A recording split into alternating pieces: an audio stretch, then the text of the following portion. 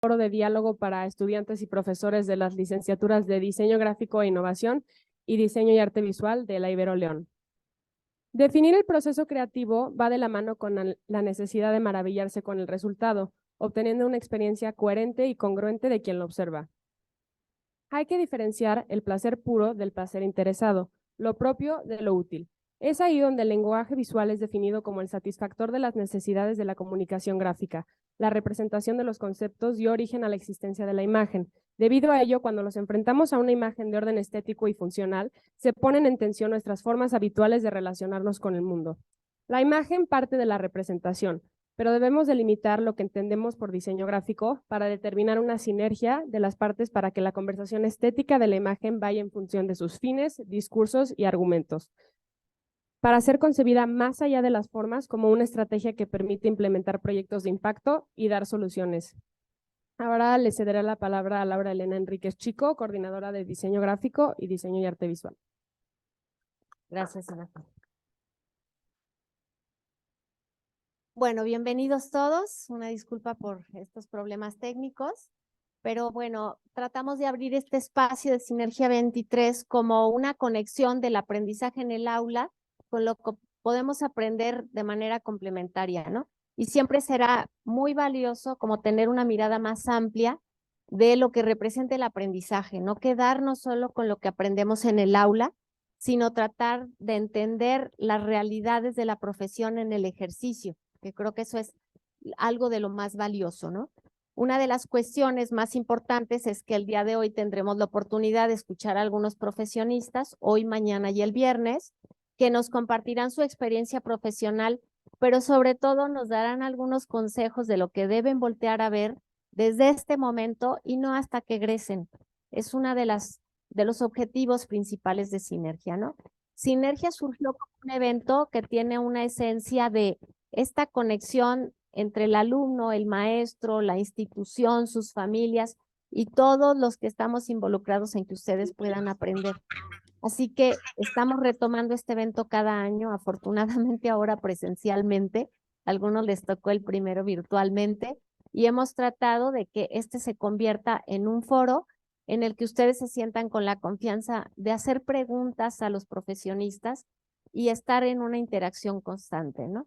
Entonces, bueno, ese es una de los objetivos más importantes de este espacio. Y bueno, pues en esta ocasión tenemos la generosidad de los ponentes que amablemente nos compartirán sus experiencias profesionales y de vida, así como sus visiones del diseño gráfico como estrategia que aporta sobre todo esos recursos que propician el crecimiento de nuestra sociedad, porque es hacia allá, hacia donde debemos ir, ¿no? Y como filosofía de esta institución, tendríamos que estar muy centrados en que lo que hagamos mejore la calidad de vida de las personas y nos ayude a ser mejores personas a cada uno para que esto se replique.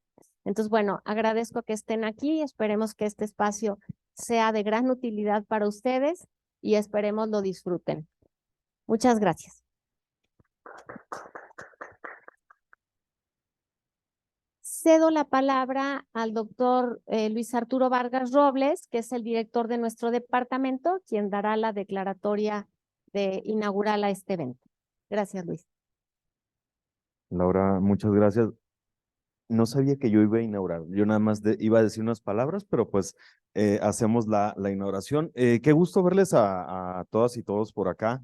Es difícil de repente coincidir, pero pues me da mucho gusto verlas.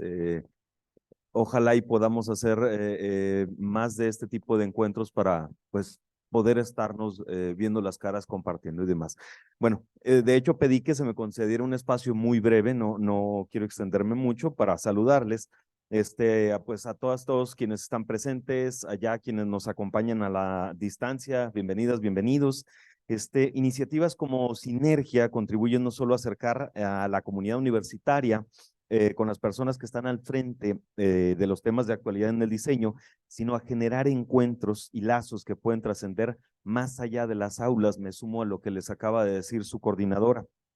En el Departamento de Arquitectura y Diseño continuamos trabajando por generar este tipo de oportunidades y nos congratulamos enormemente de la que nos congrega en este momento. Ya para terminar, no me quiero extender más, felicito al equipo que con tanta dedicación organizó el evento, estudiantes, profesores y sobre todo a la maestra Laura Enríquez, coordinadora de la licenciatura en Diseño Gráfico, Innovación y Diseño y Arte Visual, por el empeño que ha puesto. Enhorabuena y que la experiencia resulte enriquecedora. Entonces ya nada más, pues, declaremos inaugurado esto, siendo son 11 de la mañana con 11 minutos. Declaro inaugurado Sinergia 2023. Muchas gracias.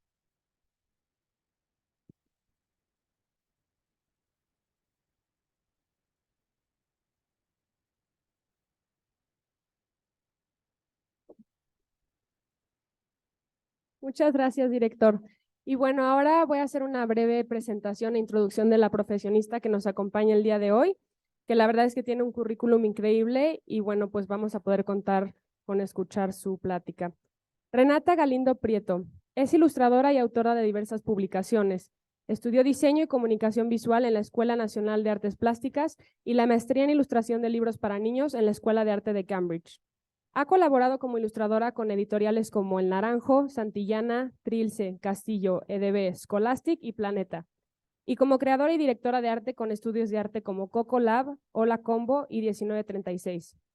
Su obra se ha exhibido en México, Inglaterra, Estados Unidos e Italia en muestras de ilustración como Non ditelo ai grandi en la Feria del Libro de Bolonia y The Original Art Exhibition en Nueva York. Es autora de los libros y álbumes The Sherry Thief, Child's Play International 2014, My New Mom and Me, Random House 2016 y la novela juvenil A Casa en 3 idiomas, por Rúa 2020. Agradecemos a Renata Galindo por compartir su experiencia con nosotros el día de hoy. Iniciamos una experiencia importante con la conferencia La narrativa en la ilustración. Adelante, Renata, y bienvenida a la Universidad Ibero León. Les pido un gran aplauso. Hola, hola. Oigan, es un gusto estar aquí. Qué bien poder verlos, aunque sea un pedacito de ustedes. Em, y pues agradezco muchísimo a Laura por la invitación. Siempre me da muchísimo gusto ver estudiantes interesados pues, en qué van a hacer saliendo de aquí, ¿no? Entonces, pues bueno, sin más, vamos a entrar en la presentación que les preparé. Entonces, pues lo primero es saludarlos y presentarme, aunque ya hicieron una pequeña presentación acerca de mí. Soy Renata, soy ilustradora y lo que más me gusta en esta vida es hacer ilustración para niños, específicamente libros para niños. Pero lo que les voy a platicar hoy, además de eso, es pues todas las cosas que he hecho y todas las cosas que he aprendido en el camino para llegar a hacer lo que hago. Entonces, bueno, primero mis estudios, ¿no? Porque creo que eso es algo que pues es interesante y les puedo platicar un poco de mi experiencia en las distintas instituciones donde he estudiado. La primera fue la Escuela Nacional de Artes Plásticas, que ahora es la Facultad de Artes y Diseño. En mis tiempos apenas era escuela. En la Ciudad de México. Yo nací y crecí en la Ciudad de México y pues he vivido aquí la mayor parte de mi vida. En la Escuela Nacional de Artes Plásticas estudié diseño y comunicación visual, que además me parece que es una carrera que ya no existe como tal, pero bueno, en ese entonces había una especie de tronco común en donde hablábamos de diseño en general, diseño gráfico, y además, al quinto semestre podíamos especializarnos en un área que nos gustara. Yo al principio pensé que me iba a especializar en multimedia porque me gustaba mucho la animación y pues consideraba que era como lo más interesante de las áreas que había. Y conforme fui aprendiendo, me di cuenta de que ni tenía la personalidad ni la paciencia para hacer animación y pues lo que más se me daba era dibujar. Y entonces, pues decidí irme al área de ilustración los últimos semestres. Y ahí empecé a interesarme mucho por la ilustración de libros para niños. Nunca me había preguntado quién hace las ilustraciones de los libros para niños, ¿no? A mí siempre me gustaron desde niña, pero pues sí, o sea, como que era algo que no tenía claro. ¿Quién lo hace y qué estudias para dedicarte a esto, ¿no? En los últimos semestres de la ENAP, entonces empecé a experimentar y a investigar un poco acerca de la ilustración para niños. eh, y esto fue como lo que me abrió las puertas a buscar cómo especializarme. Porque finalmente, por más que uno estudie y asista a la universidad y a las clases, y por más valiosas que sean estas clases, porque sí lo son, es importante que por nuestro lado pues también busquemos, ¿no? O sea, no todo nos lo va a dar la universidad. Entonces, ese es el primer tip que les vengo a dar, que es, si a ustedes les interesa algo, no esperen a que se los den en la universidad, o sea, sí aprovechen todo el conocimiento que les van a dar sus maestros y sí aprovechen las clases y la bibliografía y todo lo que tengan, pero si hay algo en particular que les interesa, busquen por su lado, investiguen, pregunten. Si a alguno de ustedes les interesa la ilustración infantil, aprovechen que estoy aquí, pregúntenme cosas. Y pues justo así es como uno va como abriéndose paso, ¿no? En este mundo. Entonces, bueno, terminando la ENAP, tuve un primer trabajo que fue hacer ilustraciones para libros de texto con la editorial Santillana. Santillana, pues lo que hacían en ese entonces es que buscaban en blogs y no sé si todavía existe, pero había una plataforma de arte que se llamaba DeviantArt, en donde pues podías subir tus dibujos y tenías pues ahí una especie de portafolio. Y entonces me encontraron y me llamaron, y así fue como obtuve mi primer trabajo en el mundo de la ilustración infantil. Em, y a partir de ahí, pues me di cuenta de que definitivamente era algo para lo que era buena y me gustaba y me interesaba seguir haciéndolo. Y entonces solicité entrar a esta escuela que se llama, bueno, la universidad se llama Anglia Ruskin, está en Inglaterra, y la escuela de arte se llama Cambridge School of Art. Es una escuela muy antigua, fundada por John Ruskin, que era un poeta y artista.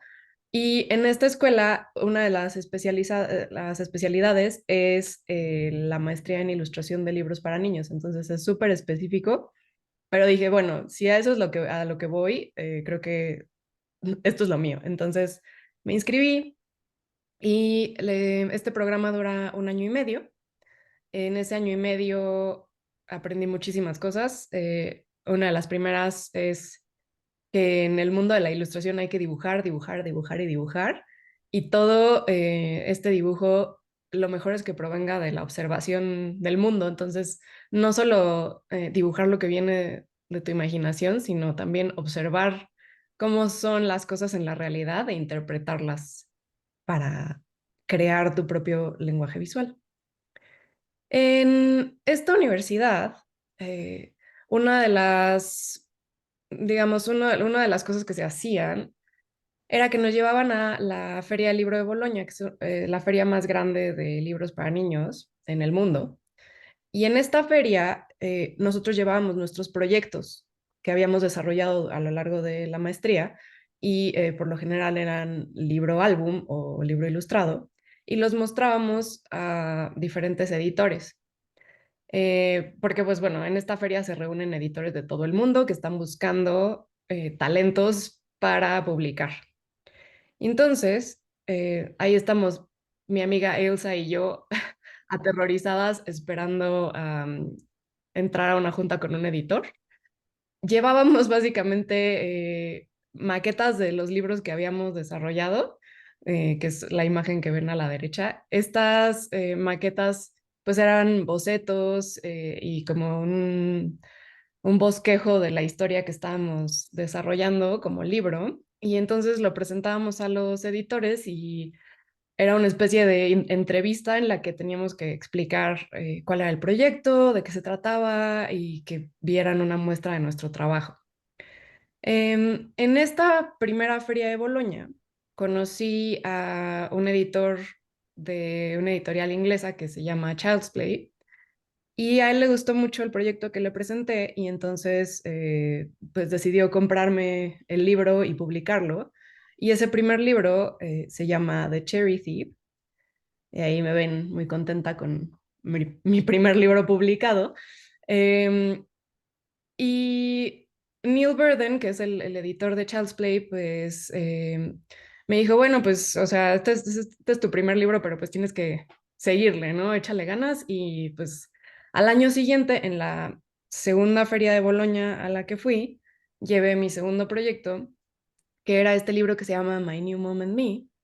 Y este libro lo compró Random House en Estados Unidos y a partir de ahí, pues, hubo varias traducciones y pues digamos que es hasta ahora el libro al que mejor le ha ido de los que he escrito.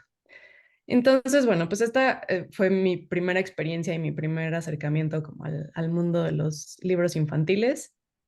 Y estos son los, digamos, mis dos libros álbum que, pues me tardé un par de años en desarrollar, pero que llegaron pues, a buen puerto. Después regresé a México y pues en México estaba un poco perdida y sin saber muy bien qué iba a hacer de mi vida, porque pues una cosa es estar en la maestría y estar trabajando tiempo completo en ser estudiante, pero pues terminando eso tuve que buscar algo más. Y entonces empezó mi recorrido por este mundo de las diferentes industrias que incluyen a la ilustración. Entonces la primera es animación. Un poco di la vuelta porque yo pasé de decir no quiero hacer animación a que llegando a México, pues el trabajo que conseguí fue en un estudio de animación que se llama 1936. En 1936 pues es un estudio pequeño que se especializa en créditos de películas y series, principalmente películas y series mexicanas. Y pues uno de los proyectos más grandes que nos tocó hacer fue uno que tal vez reconocen, que se llama La Casa de las Flores. Y la misión era pues crear una secuencia de créditos de inicio para este programa. Mi parte en este proyecto, la verdad es que fue muy pequeña. Ahorita se las platico, pero bueno, primero les voy a poner esta secuencia. Recuerdan de esta serie, pero aquí lo que me tocó hacer fue algo que llamamos shader en 3D, que es la textura que llevan los modelos 3D para que tengan pues este look, en este caso era como de pintura, ¿no? Como de pinceladas y de plumas.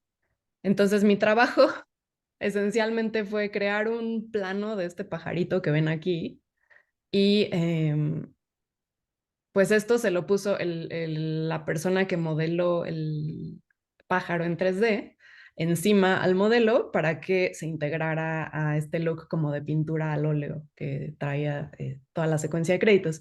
Entonces, digo esto para ilustrar que en proyectos así, por lo general, la parte que uno tiene, o digamos el rol que obtiene una persona del equipo, así es, ¿no? O sea, es una cosa chiquitita, pero pues esencial para que funcione como un todo el proyecto, ¿no? Entonces, pues sí, salí en la tele aproximadamente un segundo y pues así logramos esta secuencia de créditos.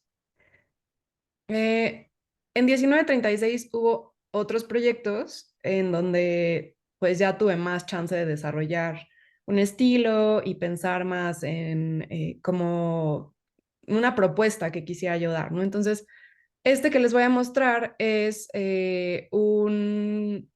pequeño anuncio para recaudar fondos para un nuevo museo papalote que se iba a hacer en Iztapalapa, que creo que nunca se hizo, pero bueno, así era la campaña.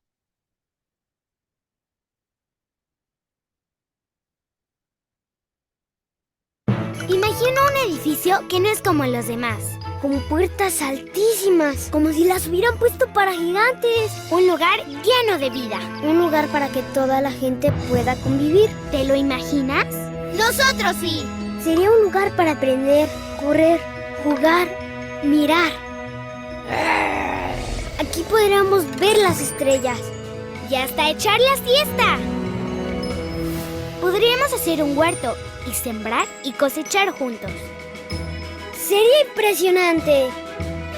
Sería divertido. Sería para nosotros, para los niños.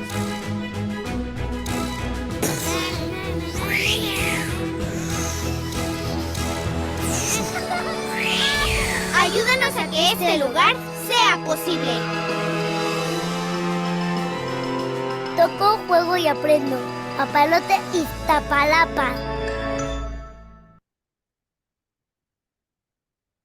Bueno, entonces, sí, pues Papalote Iztapalapa nunca fue, pero en este pequeño corto tuve la oportunidad de proponer toda la parte gráfica y de los personajes, cómo se iba a ver, todos los dibujos los hice yo, o sea, fue mucha chamba, pero fue muy divertido porque pues era una de las primeras oportunidades que tuve de pues diseñar toda la parte visual de un proyecto de animación. Este siguiente fue un proyecto muy bonito que se hizo con otro estudio que se llama Combo. Este estudio tenía un proyecto que se llamaba 68 voces, 68 corazones, y se trata de rescatar las lenguas originales de los distintos pueblos indígenas de México. Y entonces tomaron una leyenda de cada uno de los pueblos y la asignaron a diferentes ilustradores y animadores para que la interpretaran. Entonces, esta es una leyenda del pueblo mazateco y está en Mazateco acerca del origen del arco iris. La historia más o menos va así, y es que había un hombre que se avergonzaba de su desnudez y decidió pedirle ayuda al dios del rayo o del trueno, y este dios se compadeció de él y le dijo: te voy a vestir con todos los colores y así cada vez que te vean me recordarán, ¿no? Entonces es muy brevemente de lo que se trata. Y así quedó la animación. Kwa mirenga hashutenu, kwa chakuma gangushu shutashin, shitiangas tashutisaba hoyaho gat kitishu, gushu nitin hat aishungundi ingasunda, kukwishu shuta kikinengi shurekwanda, ha ashukin nitin, gakis ebishi, sandashunga kitsu, kukis shiyashu, kwa saba shitire, kwishundi ikwande, kwa shukumare, kuku indashu animae. Kungushu regalo kitsuare, kukwashu titsure, tsuara kuyatu asem, tushimanga nikiyehe yahori, kukwachacha haitse nahnuri, achima mehere hishuta, kuba sendari kubet kuri, kwashu chakunda yashis gahamendati, kukwishu shitsuyanya, gahabituni tubi, kwashu chatsuya, shutashicha enima. Bueno, pues también me gustó mucho. Sentí que como ilustradora ya había evolucionado un poquito y ya había entendido mejor cómo crear imágenes para que funcionen en animación, que es muy distinto que crear imágenes fijas. Entonces, para trabajar en animación, tuve que aprender un montón de cosas de cómo, para empezar, técnicas de cómo preparar las imágenes para que las puedan usar los animadores y moverlas correctamente. Y por otro lado también, pues hay ciertas cosas que no funcionan tan bien en movimiento, que sí pueden funcionar en imagen fija. Entonces, bueno, si se fijan en el primer corto de Papalote, como que había cosas que no funcionaban tan bien necesariamente, que eran un poco confusas, las texturas a veces eran demasiado. En este segundo corto fui refinando un poco pues sí, el trazo, el contraste, ese tipo de cosas que es importante pues fijarse en animación. Entonces, bueno, en 1936 aprendí un montón de cosas, estuve ahí más o menos 4 años y al mismo tiempo empecé a incursionar en otras áreas, consiguiendo pues trabajos de forma freelance, con amigos, con gente que veía los proyectos de animación y preguntaba si hacíamos otro tipo de cosas y entonces pues un poco se fue expandiendo mi área de pues de trabajo, ¿no? Entonces, además de dibujos para animación, pues empecé a hacer también un poco de branding. Em, en branding, dentro de 1936 empezamos a tener algunos proyectos. Este fue uno de los primeros que se llama El Mercado, que era parte de un gran conjunto en Baja California, en donde tenían hoteles, tiendas y esto que era un centro, una especie de, sí, centro gastronómico en donde vendían comida como gourmet.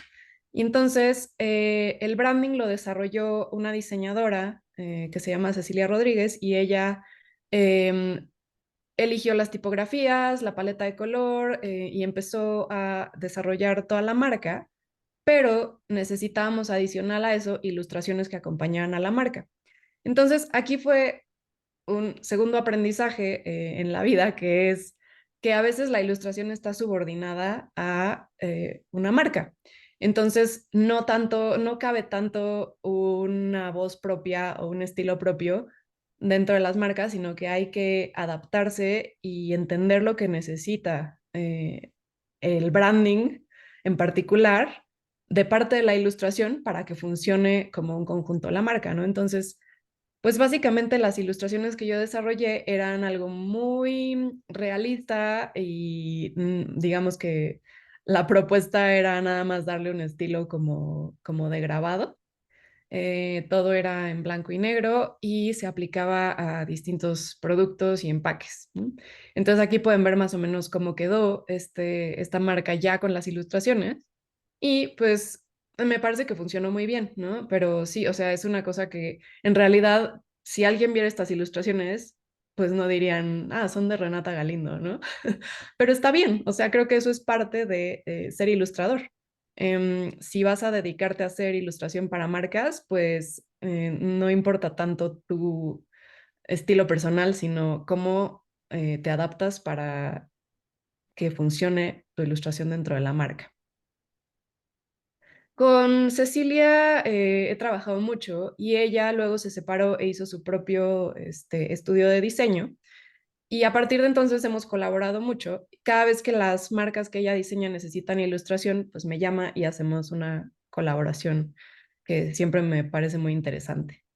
Entonces, Eleva Plus era una plataforma dedicada a acercar un poco las finanzas personales a las personas y hacerlas menos intimidantes. Entonces, toda la misión de la marca era cómo hacemos entender a las personas que los temas económicos y, digamos, de dinero y estadísticos pueden no ser intimidantes o aburridos, pues hay que hacerlo muy amigable desde los colores, la tipografía, pero pues también la ilustración. Entonces me pidió un sistema de ilustración en donde tuviéramos a estos personajes muy sencillos, pero que como que hubiera metáforas, ¿no? Del dinero y cómo se puede visualizar un tema en particular de dinero con imágenes muy sencillas y fáciles de comprender. Entonces, pues este fue otro caso, ¿no? En el que sí fue un reto porque pues eran cosas que yo tampoco entendía muy bien, pero pues aprendiendo del tema y platicando con las personas involucradas, pues logramos desarrollar un grupo de ilustraciones que acompañan muy bien los temas de la plataforma y que además, pues sí tienen sensación amigable, ¿no? Como que no son tan serios como uno se imagina que serían ilustraciones de una página de un banco o de una, pues sí, de temas como económicos, ¿no? Eh, También hemos pasado por clientes como Meretti. Meretti es una empresa familiar que se dedica a refacciones de electrodomésticos y a reparaciones. Y ellos estaban muy interesados en separarse del resto de las empresas que hacen esto, justamente con una imagen totalmente diferente. Entonces, igual, Ceci desarrolló la marca y yo desarrollé este sistema de ilustraciones en donde como que la idea era representar a estos personajes que son amigables, pero fuertes, pero confiables y que pues están demostrando todos los servicios que ofrece Meretti. Entonces, pues este fue muy divertido porque pues en realidad era muy libre, ¿no? Y nos dejaron proponer y nos dejaron cambiar colores y bueno, entonces quedó una marca muy bonita y efectivamente pues es una empresa que ahorita se ve diferente al resto de las empresas que se dedican a esto, ¿no? Entonces, como con una imagen y con un buen sistema de ilustración se puede dar a entender tanto, ¿no? Y uno de los últimos proyectos en los que participé con Ceci y su equipo, se llama Gerundio, su estudio, por si les interesa también investigarlo. Es un estudio de branding y estrategias. Es este programa de lealtad que se llama Daughters, que le pertenece a Viva Aerobús. Viva Aerobús quería hacer un programa de lealtad de puntos y necesitaban una imagen que fuera súper universal y que incluyera personajes de la mayor diversidad posible. Entonces nos pidieron un sistema de ilustración en donde se viera que Daughters es para todo el mundo, ¿no? Entonces, ¿cómo logramos esto? Pues decidimos, bueno, vamos a simplificar lo más posible a estos personajes y hacerlos lo más estilizados, lo más geométricos y así cambiarles nada más elementos para representar la diversidad. Entonces, un poco así fue el proceso de diseño de estos personajes, muy geométrico. Había ciertas reglas, que es que las articulaciones iban a ser como elásticas, sin esquinas, para darles también esta sensación de como muy amigables y flexibles. Y entonces fuimos desarrollando todos estos personajes que podían ser desde adultos mayores, niños, adolescentes, personas más flacas o menos flacas o con diferentes tonos de piel. Entonces acabó siendo un sistema muy amplio, pero que siempre mantuvo como esta sencillez de líneas, ¿no? Y digamos que el reto era ese, lograr con la menor cantidad de formas representar la mayor cantidad de mensajes posible. Entonces hicimos todo un catálogo de personajes que, bueno, de este luego creció bastante porque hubo otras variantes de cada uno de estos. Pero algo así se ven las aplicaciones, ¿no? Entonces, había estos símbolos que, digamos que los puntos son estas caritas que se traducen un poco al diseño de personajes y entonces la ilustración como que siempre está ligada a el diseño gráfico de la marca. Y pues así son más o menos las comunicaciones de Daughters, ¿no? Si viajan en Viva Aerobús en algún momento, probablemente verán algo de esto. Y finalmente, esta otra parte que les dije desde el principio, que es lo que más me gusta en la vida, y que pues también les quiero platicar un poco. Me voy a ir más rápido porque creo que se nos acaba el tiempo, pero los libros infantiles. ¿Por qué infantiles? Como que a algunas personas se les hace un poco despectivo decir infantil. Y sí, o sea, a veces se usa como insulto, pero creo que simplemente es porque es más sencillo que decir para niños, ¿no? Se refiere básicamente al público al que se dirige la ilustración. ¿Y quién es mi público? Es este. Em, y pues, o sea, es como, es chistoso, pero es verdad. y es que los niños son un público difícil, porque son un público que siempre te va a decir la verdad y que no se andan con rodeos y no te dicen que les gustan las cosas nada más porque sí. Entonces, pues es interesante y es un reto y es muy divertido y pues no sé por qué me gusta tanto, pero pues así es, ¿no? Y el producto que se les da a los niños con más frecuencia, sobre todo a niños entre 3 y 6 años, es el libro álbum. Y este es un gran ejemplo del libro álbum que se llama Donde viven los monstruos de Maurice Sendak, em, que expresa muy bien lo que significa libro álbum, que es el conjunto de dibujos y palabras, pero no cualquier conjunto de dibujos y palabras. Digamos que los dibujos son signos icónicos y las palabras son signos convencionales. Entonces, si ustedes no supieran hablar español y vieran la imagen de la izquierda, sabrían qué significa, ¿no? Porque todos hemos visto un paraguas y sabemos para qué sirve. En cambio, si vemos una serie de letras ordenadas que forman la palabra paraguas y no sabemos español, pues probablemente no entendamos el mensaje. Entonces son signos convencionales porque la convención nos enseña a leerlos. Y los icónicos los leemos más por experiencia y pues casi por instinto. Entonces, si tenemos un signo icónico y un signo convencional, pero cambiamos uno de ellos, nos puede dar resultados interesantes. Entonces, el libro álbum lo que hace es jugar con los signos icónicos y los signos convencionales de formas muy diversas. Algunos de los libros que he tenido la oportunidad de ilustrar son estos que les voy a ir mostrando. Uno de los primeros fue este que se llama Una tablet en la selva, de Estela Pérez Lugones. La editorial me contactó y me contaron un poco acerca del texto, me lo mandaron para que lo leyera y me ofrecieron ilustrarlo. Y entonces hice esta primera prueba, que es de este personaje principal, que es el rey de la selva, y cómo se va transformando su vida cuando llega una tableta digital a su vida.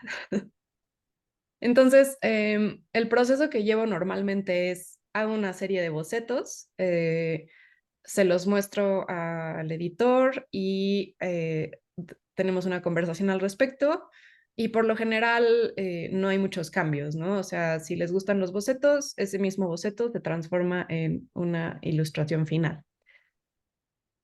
Y así han sido varios de los libros que he ilustrado, aquí hay algunos, y cada uno pues requiere diferentes cosas, ¿no? A veces son animales, a veces son criaturas fantásticas, a veces son personajes humanos y pues hay que pensar mucho en el mensaje de la historia y pensar en cómo complementar de forma que no sea repetitiva la ilustración, ¿no? Que no sea nada más ilustrar lo que ya está en la historia, sino agregar un poquito y enriquecer el texto de algún modo. Y luego, hace no tanto, llegó este libro de una editorial que se llama El Naranjo, que se llama Fiesta en el Baldío.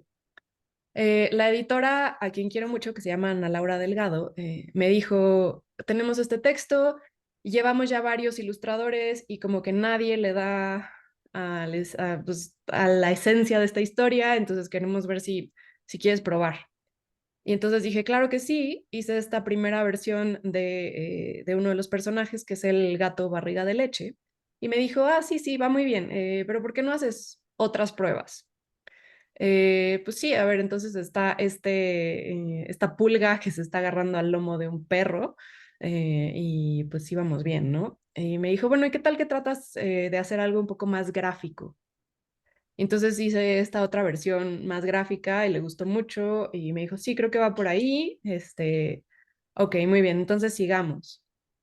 Hice esta otra versión de unas pulgas un poco más simpáticas, y pues parecía que todo iba muy bien. y empecé a desarrollar más personajes, ¿no? Y luego a un escarabajo y a otro escarabajo. Este libro se trata de muchos animalitos, como verán. Unas teremitas.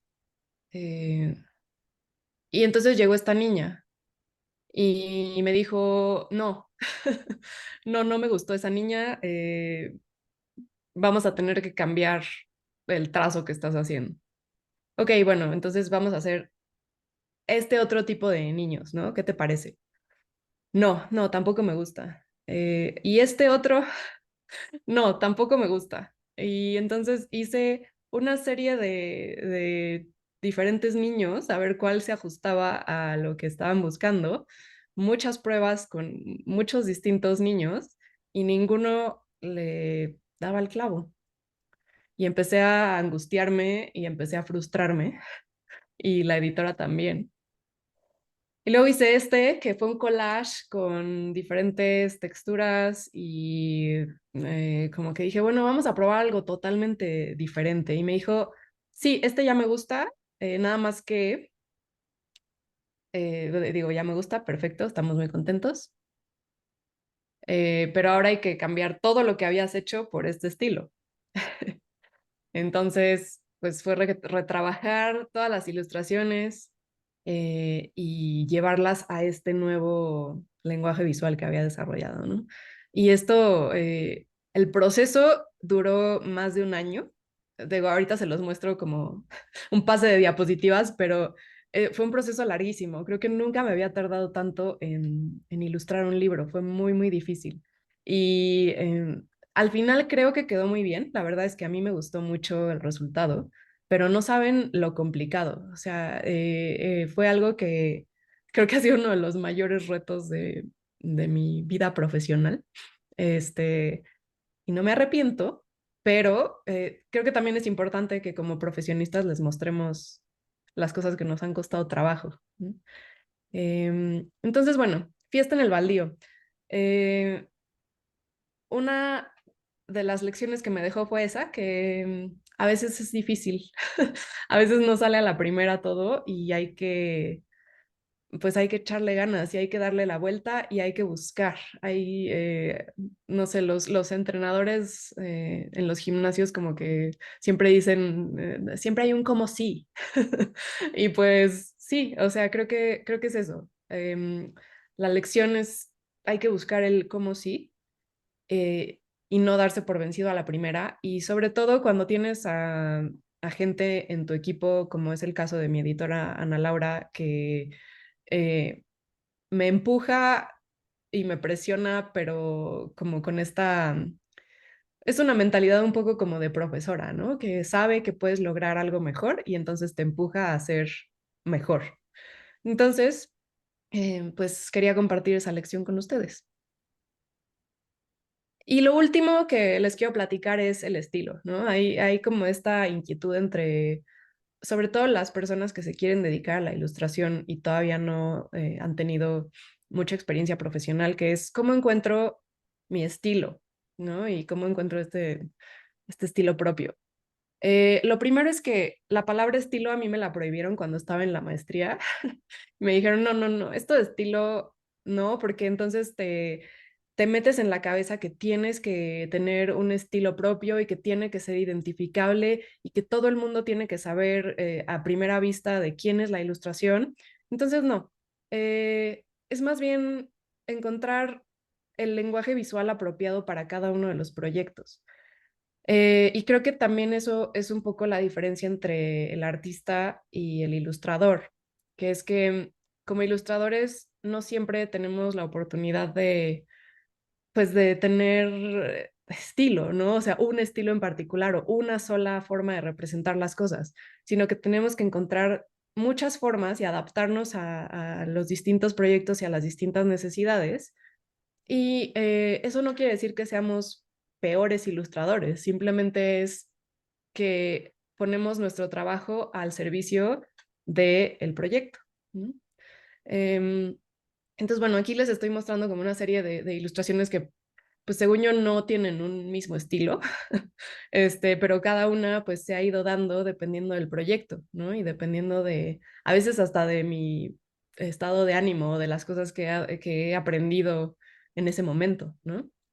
Entonces yo lo llamaría más una voz. Y mi consejo para cómo encontrar mi voz es observar mucho y dibujar mucho. Algo que les dije al principio, ¿no? Cuando quieren ser ilustradores, la herramienta que van a usar más es el dibujo y para lograr un buen dibujo necesitan ser buenos observadores. Entonces, observen el mundo alrededor y dibújenlo tal cual como lo ven, porque eso les va a crear una especie de catálogo mental de, de su trazo, de cómo ustedes interpretan las cosas que ven, y eso va a generar una voz propia. Entonces, si hay algo que les puedo aconsejar, es eso, observa todo, dibuja todo y no te preocupes tanto por el estilo, preocúpate por desarrollar una voz propia sin copiar a otros, sin sentir que vas un paso atrás. El chiste es que sea tuya nada más. Y pues con eso concluye mi presentación. Espero que la hayan disfrutado y que les haya servido. Y por supuesto me encantará saber si tienen preguntas, comentarios, lo que sea. Muchas gracias. Voy a dejar de compartir para poder verlos. Renata, muchas gracias. Pues ahora daremos un espacio de diálogo con toda la gente que está por aquí, los que están en Zoom, en caso de que tengan alguna duda o alguna cuestión, que puedan dialogar contigo, Renata, porque seguramente pues con esto surgen demasiadas dudas y este es un espacio que creo que podemos aprovechar para que dialoguen con Renata respecto a su experiencia y sus recomendaciones. Así que, pues los invitamos a levantar las manos. Me voy a acercar también a la computadora por si hay alguien de Zoom que tiene algo y Ana Fer nos va a ayudar a dar un tour si alguien quiere hacer alguna pregunta en particular de alumnos o profesores, ¿no? Porque creo que puede esto detonar una serie de cosas. Adelante. ¿Quieres preguntar algo? Déjame ver si por acá en Zoom, Manuel, estamos viendo tu panel de control. No sé si esa parte la podemos, checar y déjame ver si aquí en el chat, no me deja ver el chat, Manuel, ¿me puedes ayudar? Claro, Lola. Sí, en el chat no hay respuestas. No hay preguntas. Ok, muy bien. Brandon quiere hacer una pregunta y Michelle, si nos ayuda. Hola, hola. Eh, yo quería hacer la pregunta de si tus libros, cuáles han sido impresos y si algunos han sido solo de manera digital y también de tú cómo los trabajas, o sea, si los haces a mano o trabajas de manera digital. Gracias por tu pregunta. De los libros que les mostré, todos existen en versión impresa. En realidad, cuando los escribí todavía no estaba muy de moda el libro electrónico, entonces existe la versión digital de todos, pero la que primero salió fue versión impresa. De hecho, creo que todavía los pueden encontrar en Amazon si los buscan por ahí. Y la segunda es que trabajo los bocetos a mano. Me gusta mucho primero trabajar con lápiz y papel. Y para la versión final de las ilustraciones, por lo general sí me voy a lo digital, pero procuro que siempre tengan como una textura muy manual. Entonces a veces escaneo texturas de papel o de manchas de pintura y esas las uso en Photoshop para crear ya las ilustraciones finales.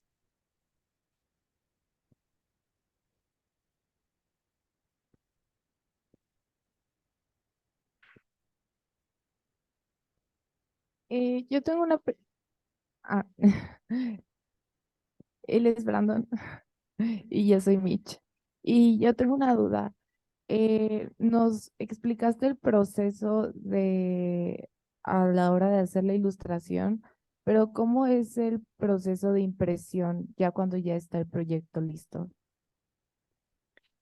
El proceso de impresión, por lo general, lo hacen dentro de la editorial. Entonces, cada editorial tiene pues su equipo de preprensa.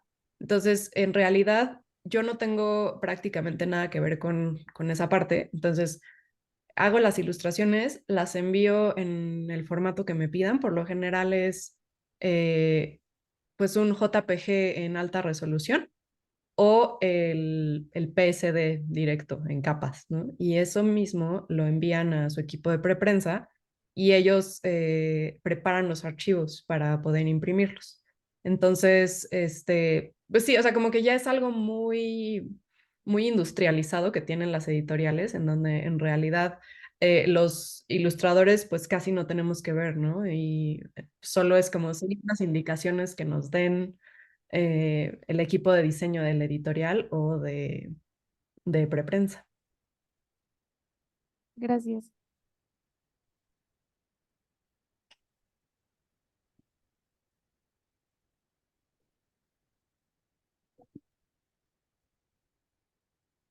Bueno, yo soy Rubí y me gustaría saber cuando hacías tus animaciones, aproximadamente cuánto tiempo te tomó en terminarlas.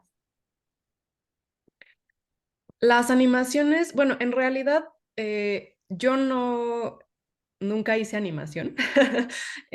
Hacía los dibujos para las animaciones. Entonces, por ejemplo, el proyecto de la leyenda mazateca, yo me tardé unos 10 días en hacer todos los dibujos y los animadores aproximadamente 2 semanas en terminar la animación. Y esto un poco a marchas forzadas.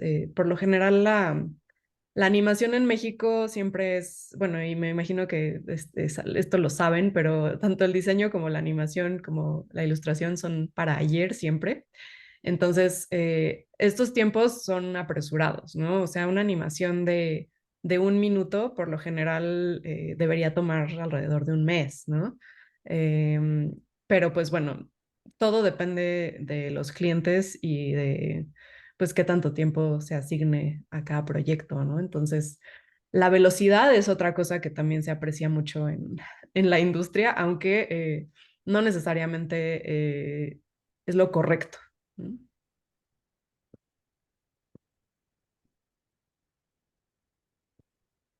Hola, soy Cintia, y te quería preguntar cómo unificas tus ilustraciones cuando trabajas en un libro. O sea, ¿cómo haces que se note que todos son parte de una misma historia, de un mismo universo? Ah, qué buena pregunta. De hecho, es muy complicado. Creo que es una de las cosas que más trabajo me cuesta, porque pues justamente hay que, mm, déjame ver cómo te lo digo. Hay ciertos elementos de la ilustración, es decir, yo hago primero una ilustración muestra, digamos, y esa primera ilustración pues tiene ciertas características, ya sea de textura, de formas, de trazo o de color, que me ayudan a trasladar a las siguientes. Entonces, en el caso de Fiesta en el Baldío que les mostré, ¿no? Por ejemplo, em, las características que yo escogí para recrear en todas las ilustraciones fueron, bueno, número uno, la textura, ¿no? Tiene una textura de papel con manchas de acuarela. Y esa textura yo la recortaba como con el lazo de Photoshop para hacer estas formas medio como, pues no perfectas. Em, entonces esa es una. La otra es el trazo de la línea, que era con una brocha específica de Photoshop que simula lápiz. Y siempre procuro que tenga el mismo grosor la línea en todas las ilustraciones, obviamente el mismo color, la misma textura. Y las formas, por ejemplo, de los ojos, también, ¿no? O sea, si escojo que los ojos siempre van a ser un puntito con un círculo alrededor, entonces de todos los personajes, así deben ser los ojos. Si las hojas de una planta tienen una forma redondeada y sencilla, entonces procuro que todos los elementos de las ilustraciones tengan una forma similar, ¿no? Entonces, es un poco como de instinto, porque no todo puede ser tan sistemático en la ilustración, como que sí tiene un elemento de, pues, artístico, ¿no? Pero creo que sí es, o sea, es súper importante y es algo que además, pues, para los libros es vital, que es que todas tus ilustraciones mantengan una serie de elementos a lo largo de la secuencia, ¿no? Entonces, em, pues sí, o sea, como que te diría, buscar las formas que son características de la primera ilustración que hagas o del personaje que desarrolles y eso tratar de conservarlo en el resto de las ilustraciones. Entonces, ya sea, lo primero que te diría es eso, ¿no? Texturas, formas, trazos, y el nivel de simplificación de las formas. Entonces no haría un árbol súper detallado con un personaje muy sencillo porque pues no corresponden al mismo universo, ¿no? Entonces siempre buscar como las reglas que pongas en tu mundo ilustrado, tratar de seguirlas a lo largo de todas las ilustraciones que hagas. Gracias.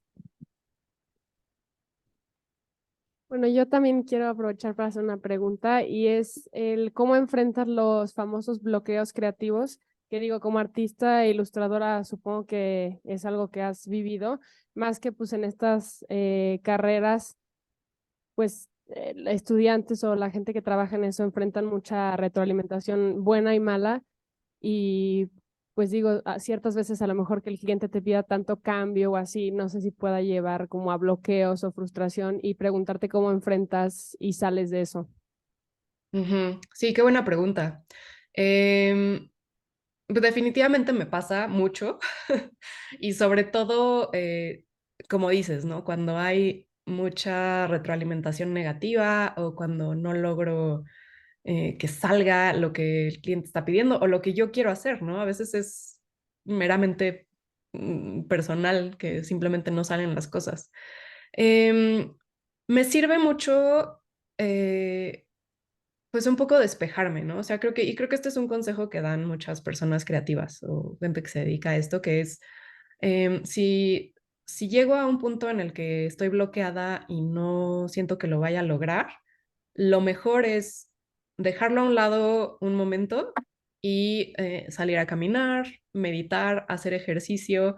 La verdad es que me he dado cuenta que hacer ejercicio, que además pues contribuye a la salud, sí es algo que te cambia un poco por lo menos la energía o el nivel de energía que tienes en un día determinado. Si te pones a hacer algo activo, sí digamos que te resetea un poco el cerebro en el sentido de, se te olvida este atasque en el que estabas y por lo menos como que puedes volver a enfrentar la página en blanco, que también es muy intimidante, como con una perspectiva un poco distinta. Y la otra cosa es, si es algo que tienes que hacer o que tienes, digamos, poco tiempo para terminar, hacer ejercicios de trazo. Entonces, hay ejercicios que ayudan para liberar un poco el cerebro, que es nada más como tomar un lápiz y hacer líneas aleatorias, rayones, pensar como que no tienes, o sea, no tienes que lograr nada con ese dibujo y ese dibujo que hagas, buscarle formas, ¿no? Así, este famoso ejercicio de buscar caras en objetos cotidianos o buscar formas en las nubes o cosas así, créanme que sirve. O sea, sí es tomar el enfoque como un poco de juego en vez de trabajo. Es algo que ayuda también a liberar un poco la creatividad y a quitar algo del estrés que genera el que sea un trabajo, ¿no? O el que sea una tarea o que sea algo que tenemos que entregar. Entonces, estos ejercicios son eso, ¿no? Hacer que tu cerebro como que le dé la vuelta un poquito y empiece a jugar Y eso yo encuentro que sí me ayuda, ¿no? O sea, como, bueno, voy a jugar un poco conmigo misma antes de ponerme a trabajar. Y entonces ya para cuando regresas al trabajo, como que traes esta mentalidad más creativa. O sea, simplemente. Esas son las dos cosas que te puedo decir. Muchas gracias. Y aquí alguien en el chat está preguntando, ¿qué diferencia hay entre la industria extranjera con la mexicana? Uy, ¿en qué sentido? Hay muchas. La industria mexicana, y si estamos hablando de libros, que no sé, pero bueno, voy a hablarles un poco de eso, que es lo que más conozco. Como saben, pues en México no somos muy lectores, entonces eso evidentemente afecta a la industria de los libros. Por lo general, las editoriales mexicanas pues no tienen gran presupuesto y pues no tienen muchas ventas. Entonces es una realidad triste, pero pues que es la que nos toca. Em, entonces, digo, a pesar de que tenemos grandes talentos de escritores e ilustradores, ¿no? Entonces, sí, el problema con la industria mexicana básicamente es que pues no hay mucho público. Y pues también hemos perdido las ferias. Digamos que sí, sí es un poco desesperanzador el panorama, pero la buena noticia es que en el extranjero constantemente están buscando talento y muchos ilustradores y escritores mexicanos han logrado pues abrirse paso en el mercado extranjero en donde pues sí hay una diferencia, ¿no? O sea, desde que la producción es mucho mayor, los temas son más diversos, las editoriales están abiertas a muchos más temas. Es muy distinto, por ejemplo, el mercado estadounidense que el mercado europeo, ¿no? O sea, ahí también hay grandes diferencias, sobre todo en cuanto a qué tan diverso es, ¿no? En Europa hay una gran cantidad de tipos de trazo de lenguaje visual, hay como muchísima experimentación en la parte de ilustración. En el mercado estadounidense es un poco más convencional y tradicional, incluso que el mexicano, pero hay un mercado amplísimo, ¿no? Entonces, digo, si a alguien le interesa esta parte de hacer libros para niños, pues justo en Estados Unidos, digamos que es un mercado enorme como para explorar distintos temas. Y en México hay digamos que hay mucho apoyo para los artistas, o sea, si tienen una propuesta de ilustración diferente, hay editores que están dispuestos a tomarla y a explorarla. Hay mucha exploración, digamos, como de la parte tradicional de los pueblos indígenas en México, o sea, como que hay mucho apoyo para eso, ¿no? O sea, como tratar de explotar la cultura mexicana, que creo que está muy bien. Entonces creo que nada más es saber, como por dónde darle, ¿no? O sea, dependiendo de los temas que les interesen o del tipo de trabajo que les interese, hay mercado para todo, ¿no? Muchas gracias, Renata. No sé si alguien más tenga alguna otra pregunta. Gracias, Ana Fer. Aquí en el chat había un comentario de Moni Mendiola que dice que qué bonito tu trabajo, que muchas felicidades. Muchas gracias. Renata, una pregunta que va más hacia qué le aconsejarías a los estudiantes es en relación a qué le recomendarías a estos estudiantes que han logrado un producto que es meramente académico, pero que tiene una narrativa adecuada, un buen diseño editorial y un trabajo de ilustración destacado. ¿Por dónde le recomendarías en este país que comience a explorar? Veíamos aquí ciertas editoriales con las que tú has trabajado, pero digamos que comenzar a picar esa piedra ¿Cuál sería un camino menos pedregoso para ellos? Sí, bueno, primero pues el camino sí es pedregoso y sí es complicado, pero creo que algo importante es dar ese primer paso, ¿no? Y pues gracias, Laura, por esa pregunta, porque creo que sí es importante que lo empiecen a pensar desde ahorita, ¿no? O sea, dar ese primer paso significa saber que su proyecto es bueno y saber que tienen el talento. Y, y bueno, eso se sabe, ¿no?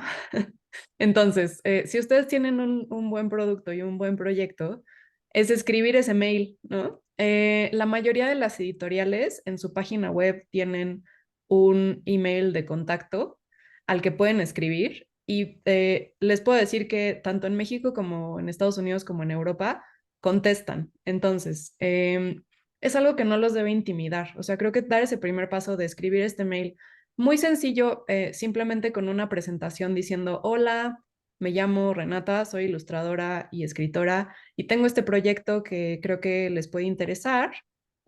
Anexo un PDF con una muestra de mi trabajo y me daría mucho gusto si les interesa colaborar conmigo, ¿no? O sea, creo que nada más es cuestión de quitarse el miedo de hacerlo y de dar ese primer paso de contacto.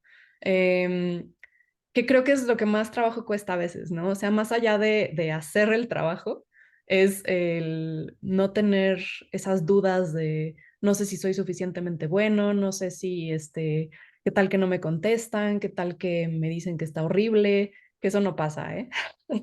Eh, es más bien tener un poquito más de confianza en esa comunicación, ¿no? Porque yo sé que hay muchos de ustedes que seguramente tienen cuentas de Instagram increíbles en donde exhiben su trabajo y tienen muchos seguidores. Y eso está muy bien. Y en realidad hay muchas editoriales que también buscan en redes sociales, pues, talentos como ustedes.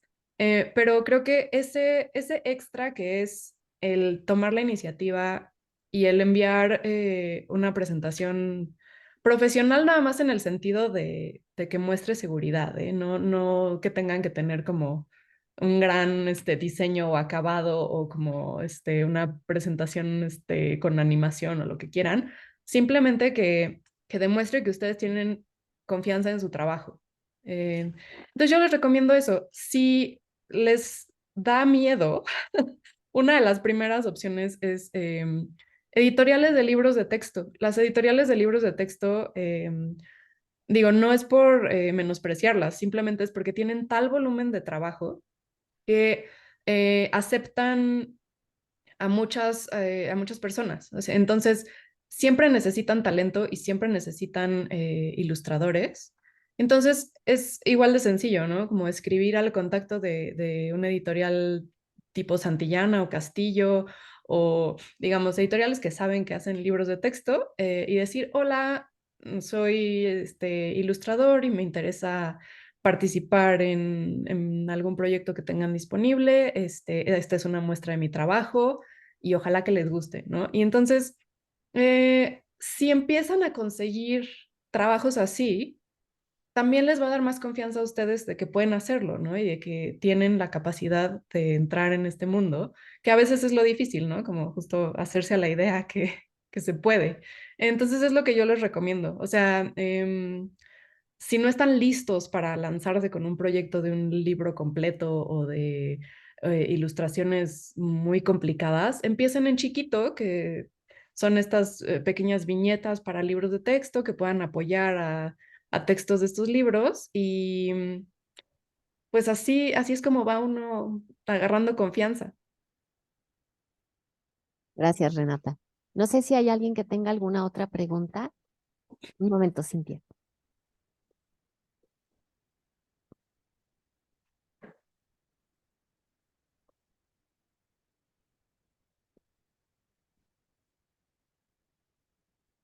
Tengo dos preguntas. La primera es ¿cómo te proteges tú, o sea, tu obra cuando vas a mandar algo a alguna editorial?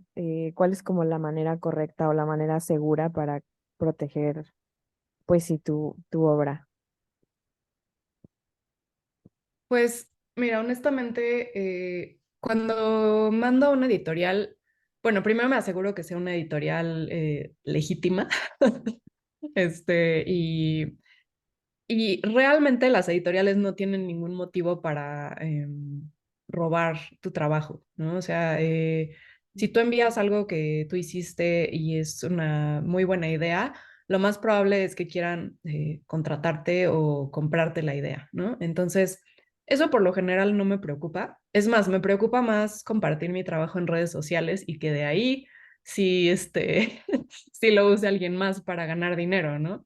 Em, en general, enviar algo o un proyecto o una idea o algo así apenas desarrollado a una editorial, no me, digamos que no me da desconfianza, porque te digo, si es una editorial seria y es una empresa que se dedica a hacer esto, es muy poco probable que usen tu trabajo sin tu permiso, ¿no? Entonces, eso en realidad no me daría miedo. Te digo, en redes sociales un poco sí, porque creo que ahí pues está al alcance de todo el mundo y, pues bueno, aún así, pues nos arriesgamos, ¿no? Y ponemos nuestras cosas en redes para que las vean los demás. Entonces, creo que es un riesgo que viene con compartir nuestro trabajo así. Pero en realidad es raro que con gente del medio tengas ese problema, ¿no? O sea, me preocuparía más con, pues igual y con colegas, ¿no? Otros ilustradores, otros escritores que pues que les guste la idea y la quieran usar ellos, pues ahí sí, ¿no? Pero con editores creo que no es una preocupación que debas tener. Gracias. Mi otra pregunta es, ¿cómo llegas a la portada? ¿Cómo es el proceso de hacer la portada? Si lo haces al final o lo haces al principio o cómo funciona. Yo por lo general dejo la portada para el final, porque para entonces ya tengo una mejor idea de cuáles son las cosas más representativas o los momentos más representativos de la historia. Y entonces puedo generar una imagen que ya sea una sola escena que represente una parte importante de la historia o un conjunto de personajes que también tengan como suficiente peso para representar gran parte de la historia. Em, o también es una conversación a veces con los editores. O sea, a veces ellos tienen una idea muy clara de qué necesitan ver en la portada y entonces es más una conversación que una propuesta propia. Em, y digo, hay algunas cosas que por lo general siempre van, que es el personaje principal, a menos que sea muy importante que no aparezca por la historia, pero eso también es raro. El personaje principal y elementos que sean como atractivos, ¿no? Que den la idea que hay acción, que hay interacciones entre personajes, o sea, como que cosas que llamen la atención y que den pistas sin revelar toda la historia. Entonces, sí, básicamente es ya que está todo hecho, al final la portada podría ser o un resumen con distintos elementos o escenas, o una sola escena, o personajes representativos de la historia. Gracias. Renata, ¿qué papel juega la investigación en tu trabajo como ilustradora? Uy, es importantísimo. Investigación, además, no solo visual, sino de todo, ¿no? Ahí, cuando cuando empieza un proyecto, eh, por lo general trato de leer todo lo que pueda al respecto y aprender, pues, todo lo que haya que aprender en el menor tiempo posible del tema, ¿no? Entonces, pues como les platicaba, ¿no? De pronto hay proyectos de los que no sé nada, como, no sé, de números o de estadística o cosas así, Y entonces, para poder representarlo correctamente en las ilustraciones, pues necesito saber todo lo posible para que alguien que no sepa nada del tema, al ver mis ilustraciones, sepa un poquito más, ¿no? Sé que la ilustración no puede resolver todo y no puede dar toda la información sobre un tema, pero sí puede fortalecer un poco y apoyar a un texto o sí, o sea, como que dar muchísimo más contexto a una persona que no sabe nada del tema, ¿no? Entonces, sí es una responsabilidad como ilustradores, nosotros informarnos primero para traducirlo a una imagen que sea clara para alguien que no sabe nada del tema, ¿no? Y en los libros para niños incluso, ¿no? O sea, yo antes de dibujar un escarabajo, me dedico a ver fotografías de diferentes tipos de escarabajos, investigar cuáles existen en México, en un cierto tipo de planta, de qué se alimentan, con qué otros insectos interactúan, de qué colores puede haber, cuál es la textura y la composición de su piel o no sé, ¿no? O sea, como que cada detalle que uno aprende acerca de lo que va a ilustrar informa la ilustración y la hace más rica. Entonces, es lo que hace la diferencia entre simplemente dibujar a partir de una fórmula y dibujar a partir de lo que vemos y lo que conocemos, ¿no? Entonces, siempre que vayan a ilustrar algo, no se confíen, o sea, no confíen que ya saben todo lo que tienen que saber del tema. Busquen, o sea, digo, ya tenemos motores de búsqueda de todo, ¿no? Entonces, o sea, una búsqueda rapidísima en Internet puede darles más información de la que se imaginan y que puede enriquecer mucho su trabajo. Entonces, ese es un súper tip. Oye, y una última pregunta mía que creo que la guío un poco hacia la clase que ahora doy. En el caso de las ilustraciones que desarrollas, platicabas como esta reseña que tuviste con la editora de no me gusta, cámbialo y demás, ¿no? Una vez que definen las imágenes, haces ciertas pruebas de usuario con algunas personas que puedan ser parte del público al que va dirigido. Sí, aunque eso es un poco rudimentario. Sucede más en las ilustraciones para marca. En esos casos es más común que se hagan pruebas, ¿no? Y entonces que se muestre a cierto público y se les pregunten cosas, ¿no? Como, ¿qué te transmite esta ilustración? ¿Qué te hace sentir? ¿Te da suficiente información del tema? ¿Crees que complementa bien la información? Y entonces, como ilustrador ya podemos saber, de acuerdo con estas respuestas, si estamos usando el lenguaje visual correcto o si necesitamos hacer ajustes, ¿no?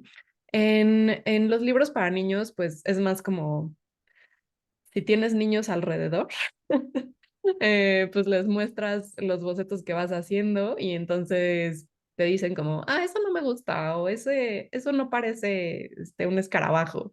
Y entonces, pues esa es como la información que vamos a obtener, ¿no? Obviamente, un público adulto te puede dar más información más específica, pero también es muy útil, o sea, como les platicaba, teniendo un público infantil, pues es o sí o no, si funciona o no funciona, es muy claro.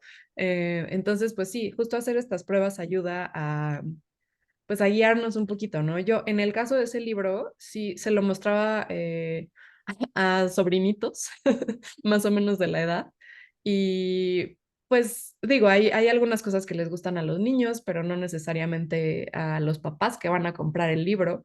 Entonces, pues es como encontrar un balance, ¿no? Entre ese público el que va a comprar el producto y el que lo va a disfrutar, ¿no? Entonces, sí, siempre que se puede, hacemos ese tipo de pruebas. Gracias. ¿Hay alguien más que quiera conversar?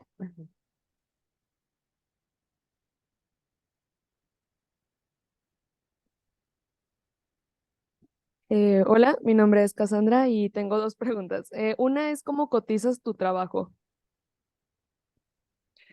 ¿Cómo cotizo? Pues te voy a decir, muchas veces, sobre todo en el mundo editorial, ya existen tabuladores que las editoriales usan para asignarle un precio a las ilustraciones, ¿no? Sobre todo en libros de texto. Entonces, en realidad ahí no hay mucho que pueda cotizar.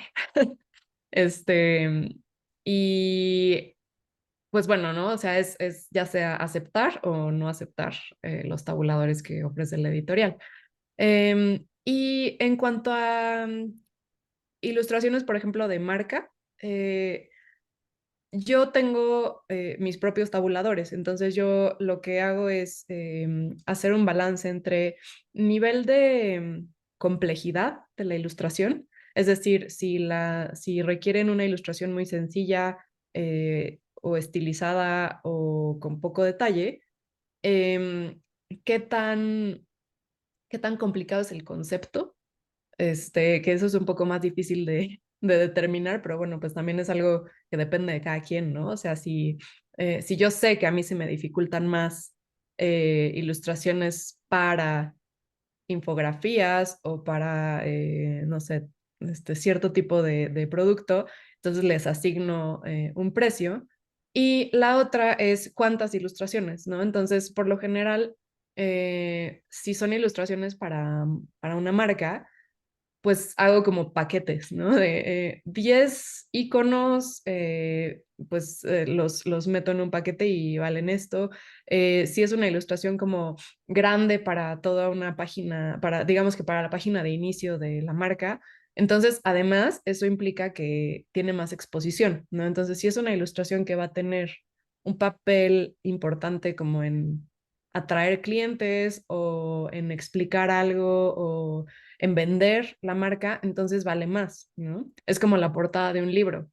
La portada de un libro también vale más que las ilustraciones interiores, simplemente porque son como pues sí, la imagen que va a vender el producto. Em, entonces, más o menos así. También depende mucho del cliente, ¿no? O sea, algo que he aprendido a lo largo de mi carrera es eso, que a veces puedes tener los tabuladores que quieras, pero va a depender mucho de las conversaciones que tengas con el cliente y de tener como una habilidad de negociar y de vender tu trabajo, ¿no? Entonces, son estas habilidades que nadie te enseña, pero que es útil tener, que es, bueno, a ver, yo te propongo esto, tú dime cómo lo ves, y, o sea, como que todo sea de una manera muy cordial siempre, ¿no? Que es, esto es finalmente un trabajo y hay que saber negociar.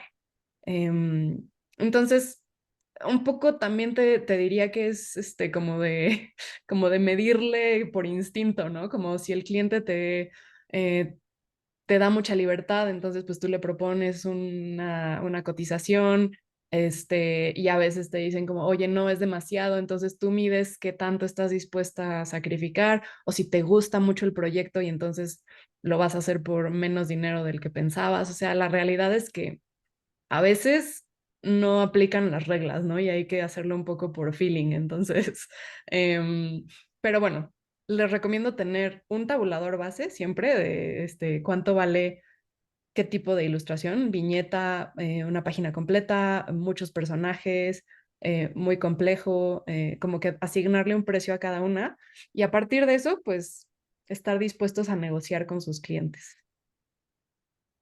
La segunda pregunta es si tienes tu portafolio en algún lugar público o es privado donde lo podamos ver nosotros. Pues tengo una página de internet que es renatagalindo.com, y ahí pues, ahí tengo los trabajos que me gustan más, ¿no? O sea, no tengo todo. Em, digamos que en mi portafolio, y esto es algo que les recomiendo a ustedes también, pongo el tipo de trabajo que quiero que me den más. Entonces, no pongo las cosas pues, que hago, pero que no son mis favoritas. Selecciono siempre los que más me gustan y los que me gustaría tener más, y ahí están. Entonces, pues, en esa página pueden verlo. También tengo Behance, si me buscan como Renata Galindo, creo que aparezco.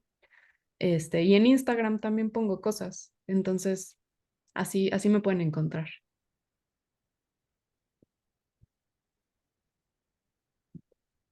¿Alguien más? Ok. Bueno, solo me voy a asomar. En Zoom no tenemos nada extra. No, muy bien. Renata, te agradecemos muchísimo tu tiempo y sobre todo como la sencillez con la que compartes lo que haces. Creo que eso es súper valioso. Y bueno, vamos a hacer una entrega simbólica de un agradecimiento que tenemos. Nos van a hacer favor ahorita de compartirlo en pantalla y un detalle que tenemos que te vamos a hacer llegar por paquetería. Pero Muchas va a gracias. hacer favor aquí en la camarita, dame un segundo, de hacer como una entrega significativa de esto. De verdad te agradecemos mucho tu tiempo. Este evento es un foro para los alumnos para poder dialogar con gente que ama su profesión y que está como inmerso en ella en el día a día, ¿no? De verdad, muchas gracias y pues esperemos vernos pronto en otro evento que seguramente desde aquí pues van a mostrar mucho interés en él, ¿no? Y Manuel, si nos hicieras favor, quisiera que se vea por acá Ana Fer, que va a hacer la entrega simbólica nada más.